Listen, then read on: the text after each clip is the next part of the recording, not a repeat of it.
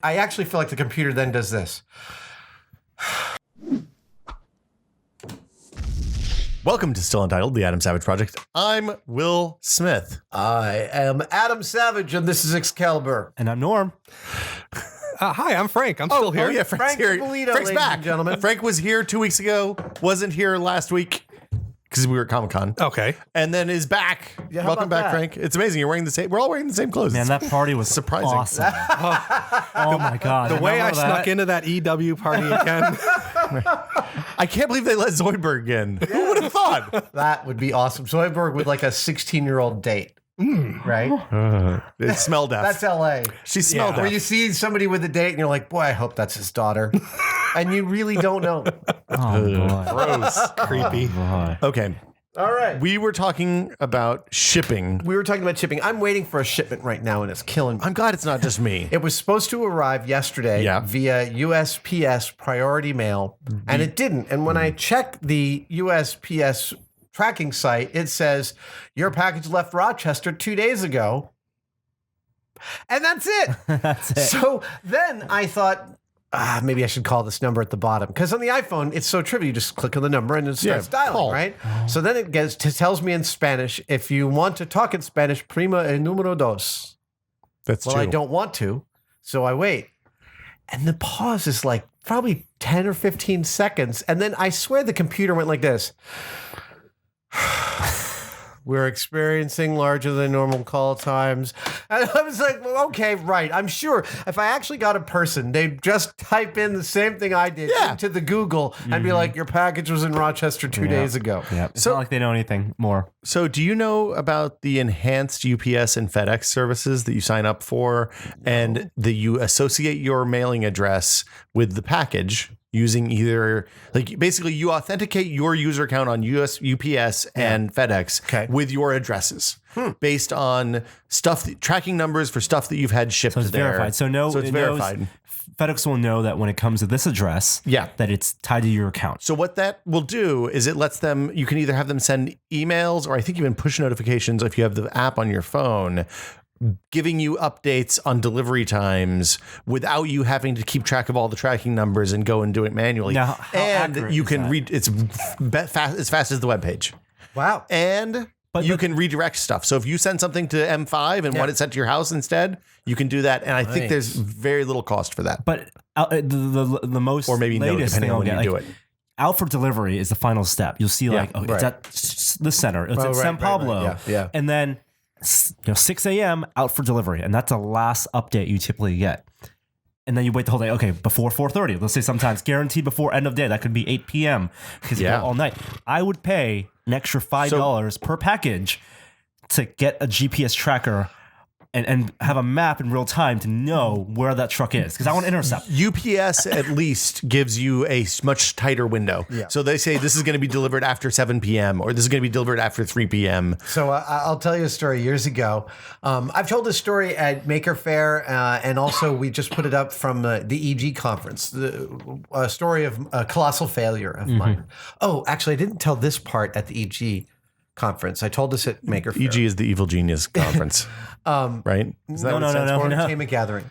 Oh, I want to go to the Evil Genius. I think one. Evil Genius is a much better name. Much better. Let's start a convention. It's like Welcome to TED for villains. Yeah. Yes. So we have 2 weeks to get this going, guys. In this job, I was doing a job for a window display that I totally screwed up and just like, it was awful. But in the end, I finally got paid. And I got paid ordered for that? I did. I know. I'm Look, I wouldn't have paid me. Oh, I would have paid me half. I did. You would have paid a kill fee. I earned half of the money. I felt, but anyway, they didn't even negotiate. They just gave me my full check, and I used it to buy the first PowerBook that was built for editing digital video, the Pismo. Okay. And I ordered it online, souped up, fully the best model there was. This was in like 94 or 5 or something? No, this is 99? this would be 2001. So Yeah, dirt that's was when still cooling down? What's that? Dirt was still cooling down? Yes. So I ordered it, and I ordered it next day. And the next, I had babies, right? My kids were like 2. And the next day, it's like, it hasn't come yet. It hasn't come yet. It's like 3 o'clock. It hasn't come yet. Where is it? And then all of a sudden, it's because you have babies and need diapers. Oh, So I ran to Walgreens to get diapers and came back 8 minutes later to find the UPS tag on my door. And I was like, no! So I threw the diapers in the house and went running down the street. I turned the corner right and left. There's a UPS truck up over there. I run over to it and I'm like, do you have my package? And it was like, that's not my route. And it's like, try down Mission Street. I run down Mission Street. I run down, there's another UPS truck. I go to him. That's not my UPS truck. And I'm like, who would have stopped at Bartlett Street? And he goes, oh, that guy's probably on Cap Street. So I run over to Cap Street. I find the guy. He's got my I actually tracked him down. Wow. And this is by running. I did this by running. Wow, I was like Jack Bauer. half Tom an hour, Cruise total montage, Jack yeah. Bauer moment. I got the package and took it back home. You could have used a cell phone. Like, Did you have a baby Chloe like on the under line. one? I had a baby and a cell phone. Absolutely. Oh my goodness! And I've done that before, like the waiting the whole day, and I need something by end day, and I have driven around the neighborhood, Yeah. looking for, and you then realize, the FedEx.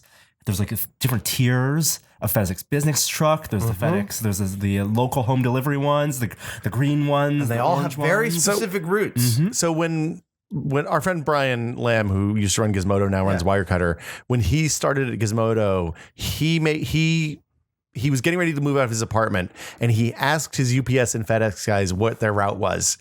And he searched for apartments based on getting on the beginning of the route. Really? Yeah, because for him, he's on the West Coast. Getting a package at 8:30 was a competitive advantage versus getting it at 3:30 in the That's afternoon. life hacking. Wow. Yeah, That's Unless He was- they that's can screw deep you over. level It. genius. I mean, he could have also bribed them. I'm not sure, but That's- I think Wow. it's better to be friend. You want to be friends with your UPS and FedEx. Oh, yeah. delivery person. yeah. Oh yeah, no. I give them cookies at Christmas Here in time. the Mission, my UPS guy's great. He's got a big handlebar mustache. He's very cool. Yeah. That's the machinist. And then I got a hipster delivery. build trust. Skinny jeans. the package anxiety, like the need for instant gratification, is one of the more damaging things that has developed in me over the last 20 years. But there's also the argument that the wait, that anticipation, there's value in that. That's where all your endorphins come. We talked about this yesterday, right? It seems like a long time ago, Yes. but It is an But yeah, endorphin rush. there's research that shows you get much more serotonin production during the anticipatory build-up phase rather than the actual reward phase. UPS will sell a sort of tantric delivery service. It will make you wait as long as Comcast. possible before your release, and then you'll get that much more benefit from it. Oh God! Pay us the extra $15. that went deeper than I thought it would. I don't have this experience. Like I have a mailbox place. I have everything sent to there. Yeah. And then like it's right next to a diner. I eat breakfast at a handful of times a week. So I just check my mail like Frank, 2 or 3 times a you're a week. grown up. Is the difference? We are all children. Yeah. No, I'm just as children as you guys. Trust me. Oh wait. So speaking of being a grown up, Yeah. you just set up a new shop, Yeah, I just doubled the size of my shop again. and you're no longer sharing it with someone. Yeah, I was sharing it with this amazing sculptor, Mike Hill. Mike is unbelievable. Like the best sculptor in the world. Like Bookmark this right now, but Google Mike Hill art. MikeHillArt.com is his website. The stuff he has on his website doesn't do it justice. Like And- if you go to and Monsterpalooza, you could see his work in person. And it's The just thing is to stand in front of a Mike Hill sculpture is to have reality bent for you into a new dimension. If you've ever been to Madame Tussauds, you haven't seen anything. Those are he started out sculpting there, and he grew out of the basement. You know, And like there's no, I've seen, I guess now about half a dozen of his pieces. Guillermo has a including few the of them, and super giant Nosferatu face. No, the Frankenstein. Frankenstein. That's right in the front entrance of Guillermo's house. Yeah, and Guillermo's a big collector of his work, and that's how I found out about Mike. I didn't know you shared a space with him until later. Like eyelashes, Yeah. individual eyelashes in translucent skin Oh, it's with gorgeous. a tear in the corner of the freaking eye. You got to explain, like, when you say sculpture, these are creatures or real people that are being recreated. He mostly does like classic Universal monsters, but he just did a Ray Harryhausen that's an amazing one. He did like Dr. Pretorius from Bride of Frankenstein. That's just mind-boggling good. And these are sculpted and then they're cast in a translucent silicone and then carefully painted to a degree. And the wardrobe and the pose, like I think one They're of the naturalistic, things, yeah. so real. He did a Christopher Reeve Superman. That when you see it, I mean, you can get right up onto it, like nose to nose, and you're just like, that's not Christopher. What? So there's a great I can't remember who said this. It might be John Singer Sargent. said, "A portrait is any painting in which there is something slightly wrong with the mouth." Which is hilarious because it's so freaking true. Oh, yeah. Especially if you know painters. I mean, it's just a thing, right? It's very difficult to do a portrait. And when you do sculpted portraits of people, there is often, you're always in the uncanny valley. Mike Hill. But he sculpts these from scratch. These aren't from life casts. No, I know. Mike Hill is never anywhere close to the uncanny valley. It is a complete illusion. Yeah. That's the thing that's remarkable about it. There's no part where you're like, oh, that's a little, no. And when it's a creature, it's even more realistic. Yeah. Like When he does the Frankenstein monster. On a beautiful. slab. Well, so there's a famous photo of Boris Karloff mid-makeup on the set of Frankenstein with his shirt off, and he must weigh about 120 pounds wet, and a cup of tea in his hand and a saucer, and Mike Hill did a sculpture of this. Yeah, of him sitting in the makeup chair And holding that. it's full color. So it's Boris Karloff's chest with Frankenstein's makeup and a cup of tea, and the pose is... You're just like elegant. standing next to frozen time. And he sculpted the body. He sculpted everything. It's not from a body cast and a life cast. Like, it's ridiculous. He looked at a picture and made it a 3-dimensional thing. But we weren't talking about Mike. We should. I had the privilege of sharing a shop with him for about a year, which was an amazing experience. I've learned so much about artwork and everything else. I visited that shop last year. it was when I was working on Akbar. Yeah. It was fun just to walk around. Like, walking into anybody's shop and looking around is great. Walking into that shop in particular was fantastic because there's amazing stuff everywhere you look. But now you've got a new one. So, but my question to you is: when you move, are you still in North Hollywood? I just moved next door. The shop next door to us opened up, and I said, "Hey, I got this big giant job. I need to expand." He goes, "All right, cool." And so I moved next door in about a weekend. So when you look at a new shop, talk us through the process of like, where do you put everything? And how do you set it up? You It's a just whole look at thing. this blank canvas. I mean, it started out with, I don't want these like off-white walls. I Cool. got all my walls. They're like a medium gray because I figure that will mess with paint jobs less. Because when you have this weird off-white, things go a little yellow They or go a little bright. They go- Especially with the fluorescence. So I have this right? like real nice kind of light medium gray walls That's and very floor smart. You're talking when light bounces off the walls and onto whatever you're painting or trying to. Do you have skylights in the place? I have a big giant window in the back of it. Okay. And then most of it's fluorescence, which I want to swap those out for like Vitalights or something like that. They do daylight LEDs that fit in the fluorescent tubes now. Really? Yeah. Yeah. Also Nice on warm your ones eyes. if you want. Yeah. You can do whatever you want. So you said it was a blank canvas, and I know most people don't have their own shop. Some people have their shops in their garage. Is this like when you move your personal office from one room to another? It's an opportunity to reorganize, to buy new equipment. Like, how do you get out of the garage into a? I mean, I like to stay organized in general, so everything's in Contico bins and in some sort of bins or labeled things. Project by project. Yeah, and so it was kind of easy to kind of organize stuff, but the first thing I did was do a whole wall full of shelves, like just metal shelves, so I could stack them up. Adjust the shelf height so they can fit 2 Conticos or Now, one. Or what's good? Now, I have a bugbear about shelves, in which I've realized over the years that shelves are almost useless if they're too deep.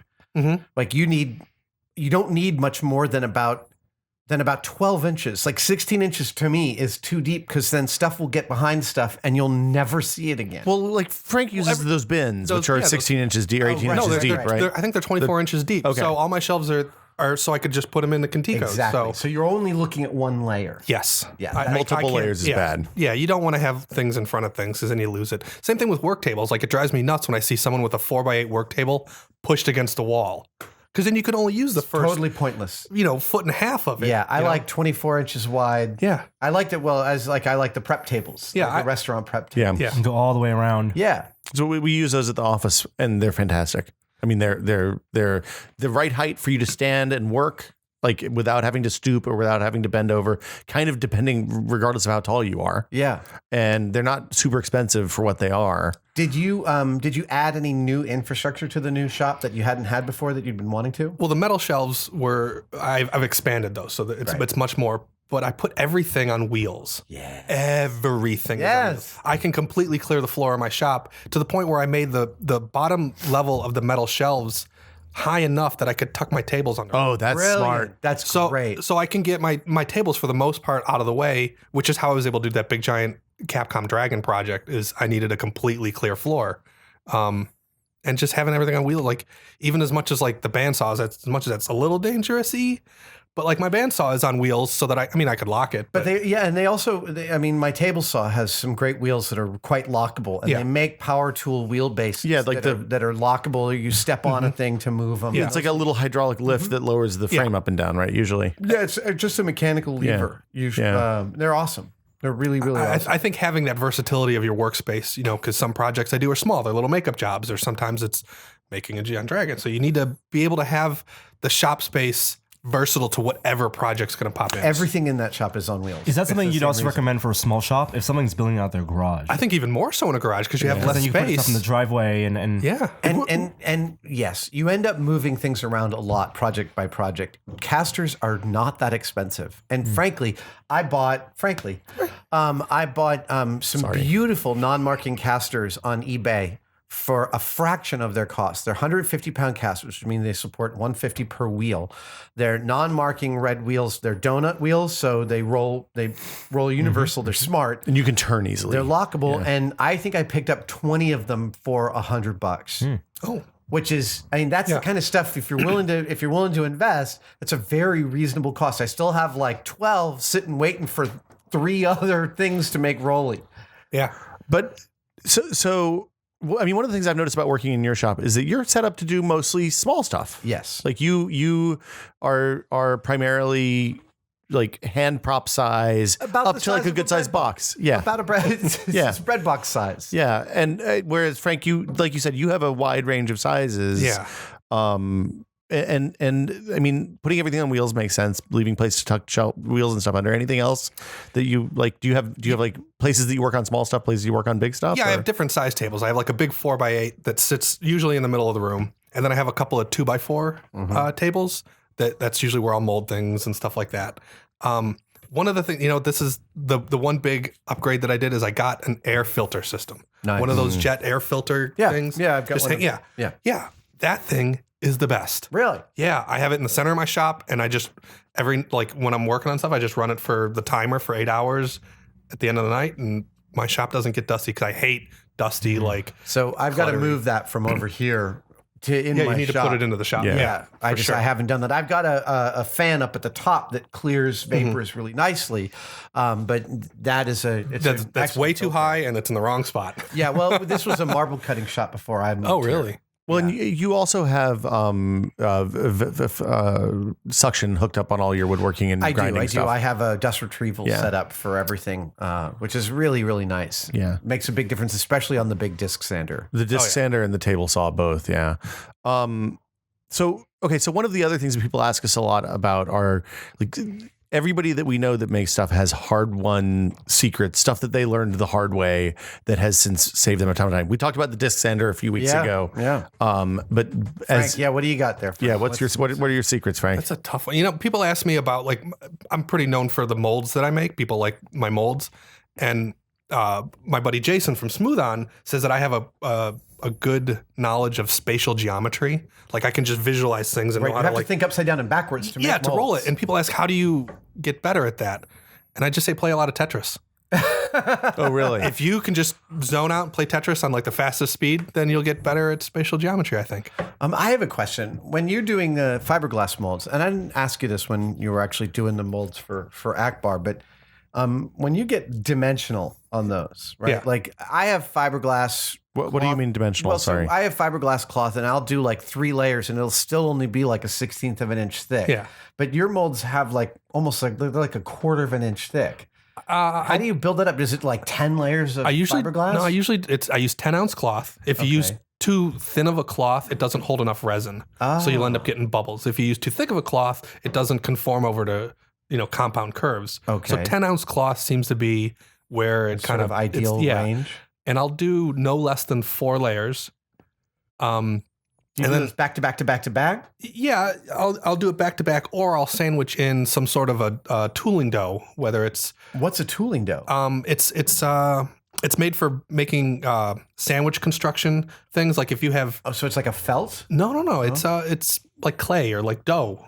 There's different companies. Yeah, it's like a putty thing. Then to cover the entire. Yeah, if you read the Zoidberg molds, I talk about how to make syntactic molds where I'll do 2 layers of glass and then I'll do like a 1/4 inch or 1/2 inch of dough and then I'll do 2 layers of glass. Nice. And that makes these super super rigid molds.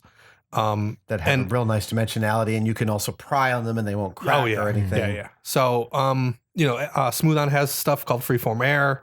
AdTech has 325 HTTC. Like there's all these. The 325 HTTC. It's not as good as the 324 HTTC. No. I like the 327 actually. But I mean, there's a couple of companies that have these kind of tooling doughs, and they make the molds pretty. Like I usually just put it on the flange, just so when you're prying on stuff, it helps. You don't need to put it on the whole thing, but yeah, that's very cool. Yeah, 4 layers of 10-ounce cloth.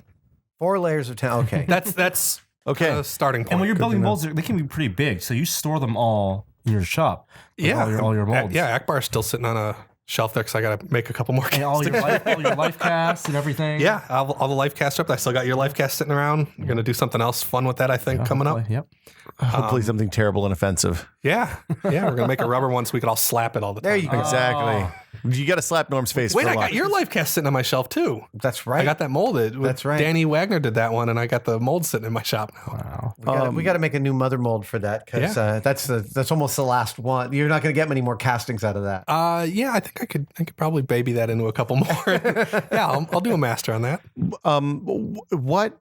So when you're setting up, when you're picking out, like deciding what to invest in next, and this is for everybody, like what are your thoughts? Like what's your? I mean, are you going on a project by project basis, and you're like, oh, I need this to do this project, or are you thinking, oh, if I had this, I could do these things that I can't do now, or it would save me a bunch of time, or I like lists. Like I have a wish list of tools and hardware that I'd like to get. Okay. Because like we've talked about 3D printers a fair amount. Yeah, I mean, like I'd love to get a 3D printer, but I don't know how much I would use it.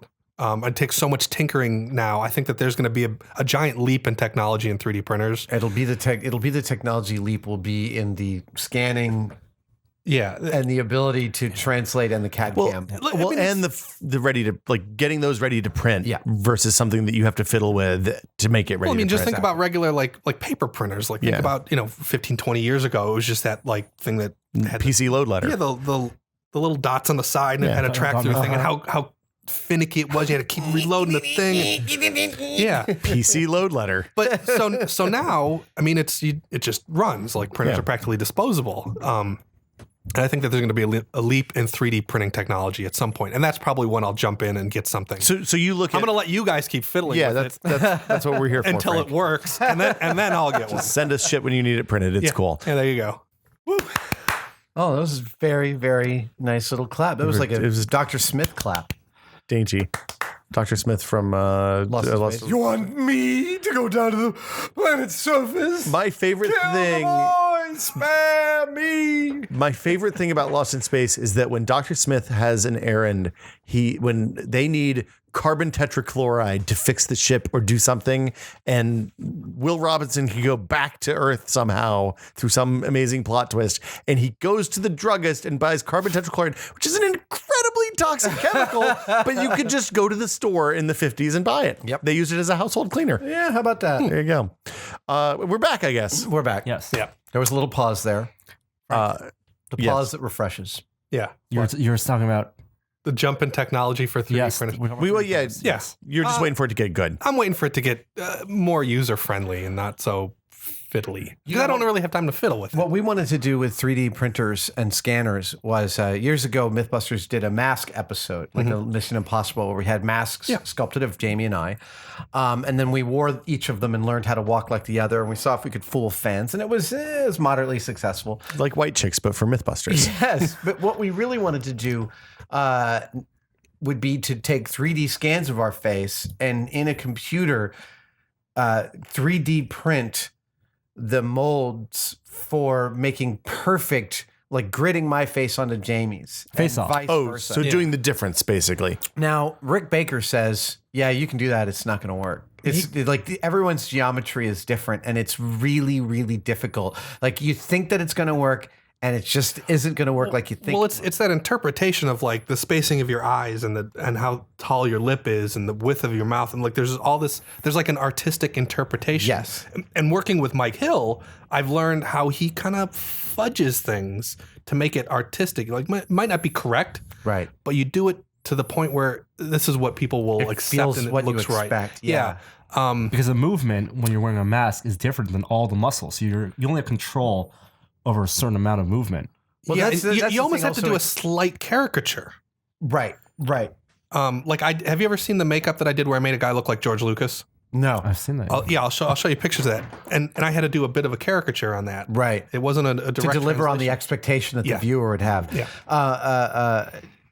So that's the thing. When Rick said to me, "Oh, I don't think that would work," I find myself totally fascinated and think we got to try this. Oh, if he says it's not going to work, I'm going to make it work. Well, no, it's not that. It's more that Rick's level and depth of understanding of the structure of faces and how they move is something that there are a few people in history who've ever had his level of understanding about it. So when he says that probably won't work, and I don't understand at all why it wouldn't, You I wanna figure it recognize that by exploring that, I could maybe catch a tiny glimpse of Rick's understanding. And that's where I get excited. Yeah. Yeah, Rick's oh god, it's so crazy. It's so amazing. I liked it when he told me, he said when he was doing the pre-makeup tests for Planet of the Apes for Tim Burton, and Burton was showing him the actors he was thinking about hiring. And Rick said, yeah, this guy'd be great. This guy'd be great. Everybody, frankly, is great, except please don't cast Tim Roth because I don't know what I could possibly do with his nose. And then, of course, they made him the lead. And it was one of the best makeups It too. really was. And he talked to me about the challenges of getting that makeup to work on Tim's face, and the way Tim moved with it was incredible. Fade, right? Yeah. General fade. So when they wear a mask like that, does Tim Roth get put in makeup and then spend hours in front of the mirror, in front of the camera, like moving and seeing how it works? Learn your face. Yeah. Learn your face. Yeah. I mean, He also said, he told me that, and you know this too, when actors say, oh, I spent 5 hours in makeup, I didn't realize this until Rick, and you told me this, is like a good half of that is the actor slowing down the makeup artist by talking on their phone and talking to friends.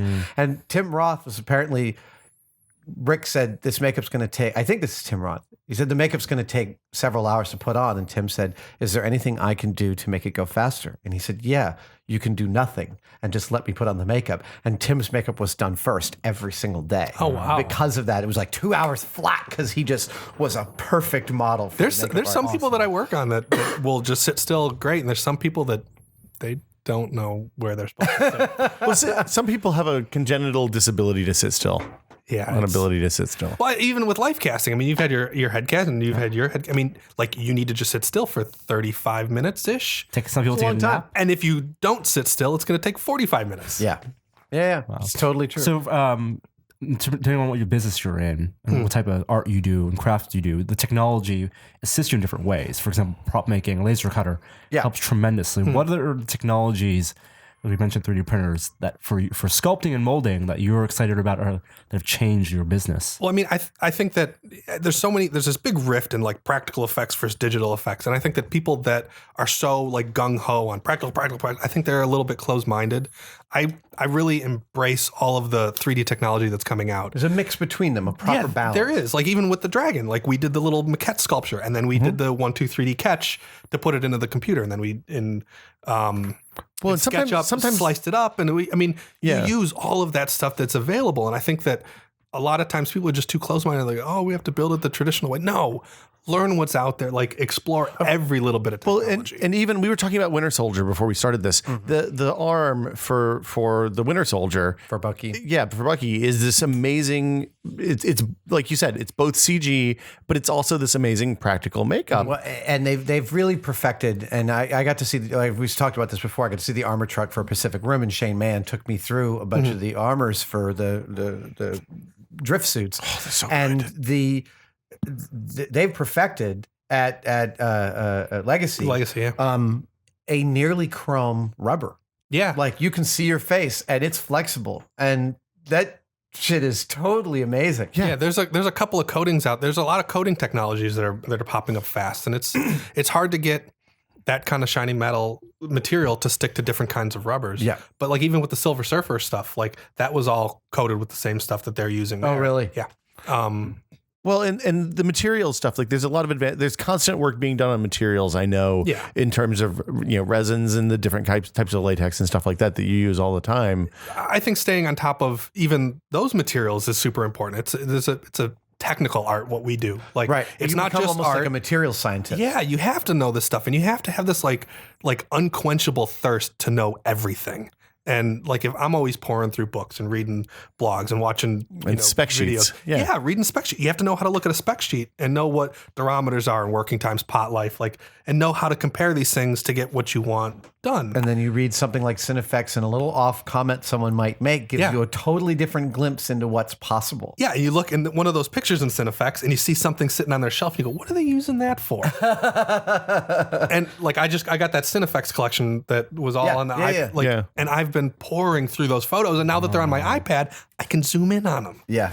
And now I can really see what's in the background of those pictures. Stuff is beautiful.